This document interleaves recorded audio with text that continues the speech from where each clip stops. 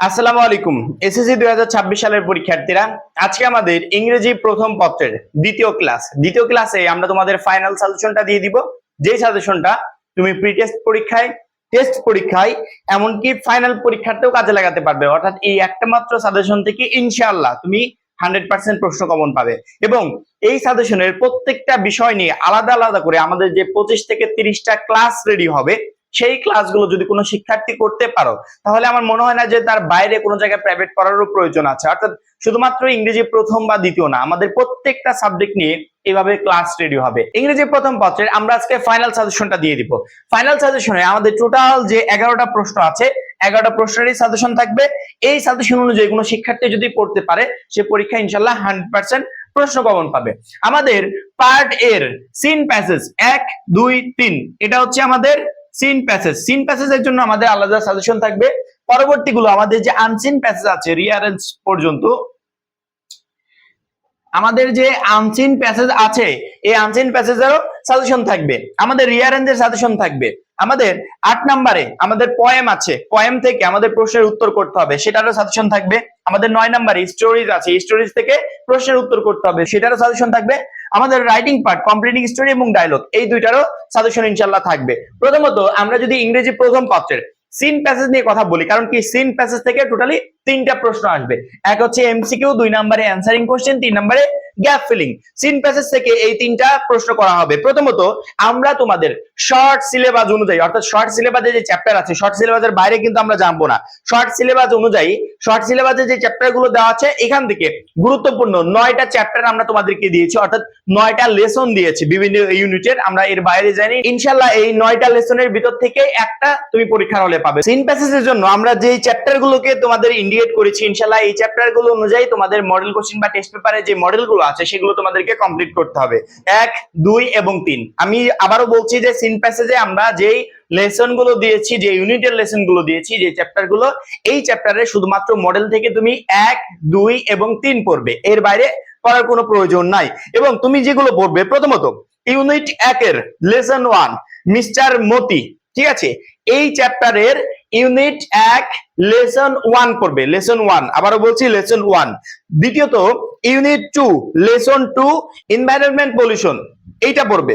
3 নম্বরে unit 3 lesson 4 change in past time in Bangladesh, এইটা পড়বে। 4 নম্বরে unit 10 lesson 1 I have a dream, এটা পড়বে।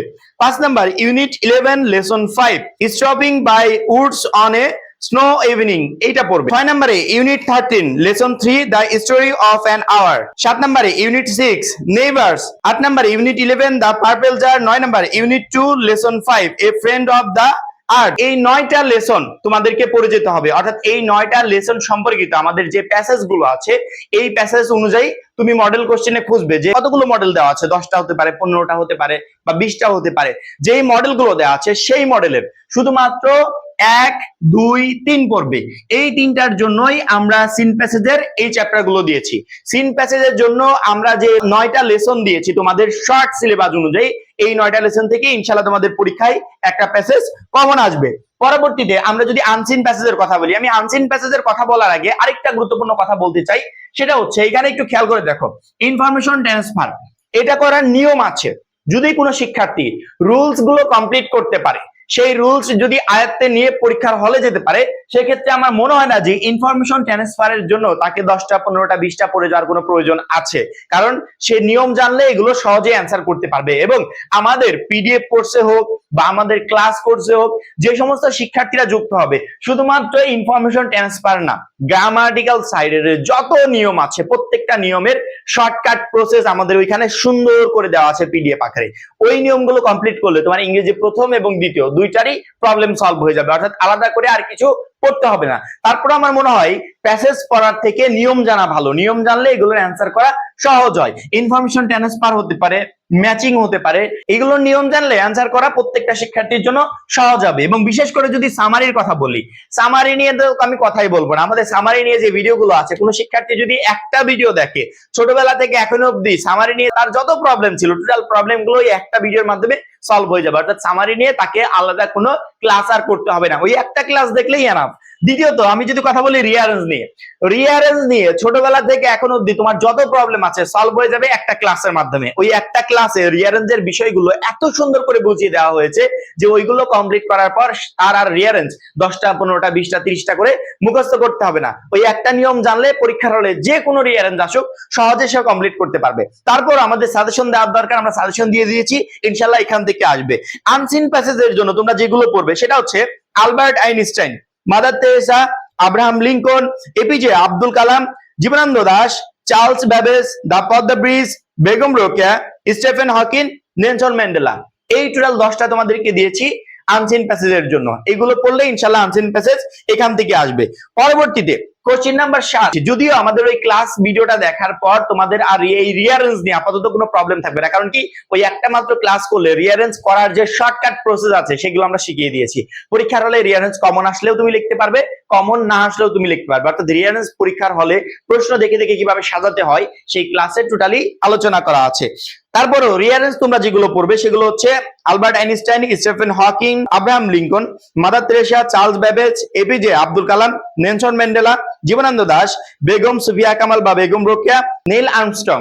এই টোটাল 10টা রিয়ারেঞ্জ পড়লে ইনশাআল্লাহ আসলে এর ভিতর থেকে একটা আসবে। তারপরে যদি পরীক্ষার হলে কমন না আসে তারপরে তুমি যে কোনো রিয়ারেঞ্জ সহজে লিখতে পারবে। আমাদের সেই ক্লাস ভিডিওটা অবশ্যই মাস্ট বি তোমাকে যে কোনো পরীক্ষার আগে একবার হলেও দেখতে হবে। পরবর্তীতে 8 নাম্বার ক্রিটিক্যাল একটা প্রশ্ন, যে প্রশ্নটা আমাদের আগের কোনো সিলেবাসে ছিল না, সেটা হচ্ছে answering question from poem 5 out of 8। এখানে মানে এটা কি?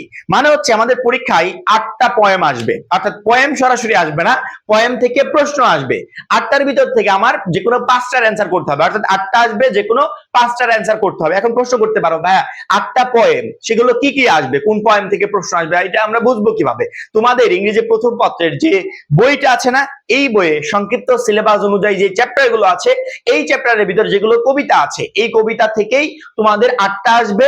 পরবর্তীতে যে কোনো 5টার অ্যান্সার করতে হবে। অর্থাৎ এমন হতে পারে যে একটা কবিতা থেকে 2টা করে প্রশ্ন দিল, একটা থেকে 2টা করে প্রশ্ন, এভাবে 8টা কবিতা থেকে 16টা কোশ্চেন করলো। পরবর্তীতে তোমাকে 5টা প্রশ্নের অ্যান্সার করতে হবে, অর্থাৎ 5টা মানে 2টা করে যদি প্রশ্ন হয় 5 দুগুণে 10টা, 10টার মার্ক 10। এইভাবে তোমাকে 5টা প্রশ্নের অ্যান্সার করতে হবে। ওই পয়েম গুলো যে শিক্ষার্থী মাথায় নিয়ে যেতে পারবে, ওই পয়েম গুলো যে শিক্ষার্থী জেনে নিয়ে যেতে পারবে, তার জন্য প্রশ্নের অ্যান্সার করা একবারে ইজি হয়ে যাবে। কি কি পয়েম আসবে, কোন পয়েম গুলো থেকে আসতে পারে, সেগুলো কিন্তু আমরা বলে দিয়েছি। পয়েম তোমরা যেগুলো পড়বে তার প্রথমটা হচ্ছে O me O life, 2 stopping by woods on a snow evening, 3 নম্বরে times you got gypsy man, 4 নম্বরে the stance of D, 5 number books, 6 নম্বরে টু মাদার্স রিমেম্বার, 7 নম্বরে দ্য পার্পল জার, 8 নম্বরে আই হ্যাভ এ ড্রিম। এই 8টা poem থেকে ইনশাআল্লাহ যে কোনো 5টা পয়েমের অ্যান্সার তোমাদের করতে হবে, এবং 8টা পয়েমই ইনশাআল্লাহ পরীক্ষার হলে আসবে, যেখান থেকে যে কোনো 5টা পয়েম থেকে যে কোশ্চেন গুলো আসবে, একটা 2টা করে প্রশ্ন দেওয়া থাকবে, সেই প্রশ্নের অ্যান্সার গুলো করতে হবে। এই 8টা পয়েমের ভিতর কোন কোন প্রশ্নের অ্যান্সার করবে, কি করবে, পর্যায়ক্রমে আমাদের যে ক্লাস ভিডিওগুলো আপলোড হবে সেই ক্লাস ভিডিওতে দিয়ে দিব। এখন শুধুমাত্র বলে দিচ্ছি 8টা কবিতা মাথার ভিতর সুন্দর করে গুছিয়ে নিয়ে যাবে। পরবর্তীতে আমাদের 9 নম্বরে নতুন একটা প্রশ্ন, সেটা হচ্ছে অ্যানসারিং কোশ্চেন ফ্রম স্টোরিজ, অর্থাৎ আমাদের স্টোরিজ দেওয়া থাকবে 8টা, যেখান থেকে আমাদের 5টার অ্যান্সার করতে হবে। অর্থাৎ 8টা স্টোরিজ থেকে আমাদের কিছু কোশ্চেন থাকবে, যে কোনো 5টা স্টোরিজের কোশ্চেনগুলোর আমি অ্যান্সার করতে পারবো। এবং এই স্টোরিজ তোমরা কি কি পড়বে সেগুলো আমরা আমাদের সাজেশনে দিয়ে দিয়েছি। মিস্টার মতি, 2 নম্বরে এ ফ্রেন্ড অফ আর্ট, 3 নম্বরে হ্যাভ ইউ এনি ফেভারিট পাস্টাইম, 4 নম্বরে রিডিং রিয়েলি হেল্পস, 5 নম্বরে the great of the mighty reverse, 6 নম্বরে হুইল অফ সাইক্লোন, 7 নম্বরে দ্য ট্রায়াল, 8 নম্বরে টু মাদার্স রিমেম্বার্ড। এই 8টা পড়লে ইনশাআল্লাহ এখান থেকে 5টা তোমাদের আসবে। অর্থাৎ এই 8টা পয়েম তোমাদের মাথায় নিয়ে যেতে হবে। এই 8টা পয়েম থেকে যে কোশ্চেন গুলো আসবে সেখান থেকে যে কোনো 5টা পয়েমের কোশ্চেনের তুমি অ্যান্সার করতে পারবে। এই হচ্ছে আমাদের রিডিং পার্ট, অর্থাৎ 70 মার্কের সাজেশন। 70 মার্ক ইনশাআল্লাহ আমরা যা যা দিয়েছি এগুলোর ভিতর থেকে আসবে। পরবর্তীতে আমাদের রাইটিং পার্ট, এক একটাতে 15 করে নাম্বার, কমপ্লিটিং স্টোরিতে 15 নাম্বার থাকবে, ডায়লগে 15 নাম্বার থাকবে। কমপ্লিটিং স্টোরির জন্য তোমরা কি কি পড়বে, আমাদের শর্টকাট প্রসেস নিয়ে তো একটা ক্লাস কমপ্লিটিং স্টোরি নিয়ে অবশ্যই আসবে। তারপরও কি কি পড়বে আমি সেগুলো বলে দিচ্ছি। কমপ্লিটিং স্টোরি এগুলো কমপ্লিট করে যাবে ইনশাআল্লাহ, এখান থেকেই পরীক্ষার হলে একটা তোমরা কমন পেয়ে যাবে। কমপ্লিটিং স্টোরির জন্য প্রথমত Robert Bruce and the spider, এই গল্পটা পড়ে যাবে। 2 নম্বরে ইউনিটি ইজ দ্য স্ট্রেংথ, 3 নম্বরে the ghost that laid golden eggs, 4 নম্বরে স্লো অ্যান্ড স্টাডি, 5 নম্বরে এ থার্স্টি ক্রো, 6 নম্বরে who will bell the cat, 7 নম্বরে the wolf and the crane, 8 নম্বরে the lion and the mouse, 9 নম্বরে বায়াজিদ বোস্তামি, 10 নম্বরে the pied piper of Hamelin. এই 10টা completing story পড়ে যাবে ইনশাআল্লাহ, এখান থেকেই পরীক্ষার হলে একটা আসবে। তারপর আমাদের শর্টকাট যে প্রসেস নিয়ে ক্লাসটা আসবে ওইটা কমপ্লিট করার পর কমপ্লিটিং স্টোরি যদি আনকমন আসে তারপরে তুমি পরীক্ষার হলে সুন্দর করে গুছিয়ে লিখে আসতে হবে, শিক্ষক 1 নাম্বারও কাটতে পারবে না।